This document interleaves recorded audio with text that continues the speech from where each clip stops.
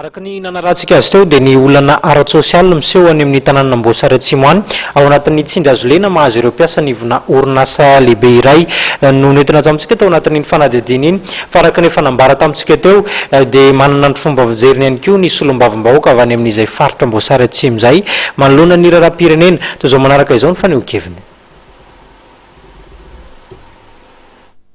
Zava-dehibe ho an'ny firenena malagasy ny solombavam-bahoaka Solange Angèle nivozorana amin'ny fifidianana ben'ny tanàna sy mpanolo-tsaina izay iverina ho toto-tsaina ndraiky amin'ny 3 Jolay avy izao. Ho azy na ny mpanao politika na ny olom-pirenena dia tokony efa samy mivonona amin'ny fiatrehana izany. Nosoritana ihany koa fa ilaina ny fitoniana ary ny fampitokisana eo amin'ny mpitondra sy nentina amin'ny fiatrehana izany. Tokony izany ny vahoaka malagasy aloha hatoky tanteraka an'io fitondrana misy io satria na ny communauté internationale ara dia efa manohitra an'ireo mpanakorotana ka tsy hoe latsony tsy hoe latsony fa afaka iray volana eo dia hanomboka ny fampilezakevitra ny ben'ny tanàna dia afaka iray volana sy tapany dia hifidy ben'ny tanàna isika ireo ben'ny tanàna teo taloha ireo dia efa mandana anankiroa ny vitany ka tsy hitako zany ny olana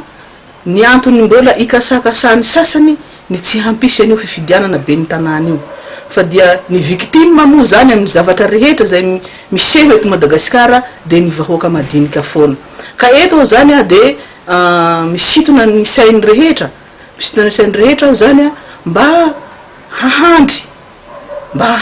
mba hijery ny tombotsoan'ireo vahoaka madinika reo fa ohatra fotsiny zao io resaka air Madagasikara io dia ny mpanambolany afaka manao location na avion dia tonga ihany amin'ny toerana zay alehany ny ministre afaka mandeha ihany zareo fa ny victime dia ny vahoaka madinika foana.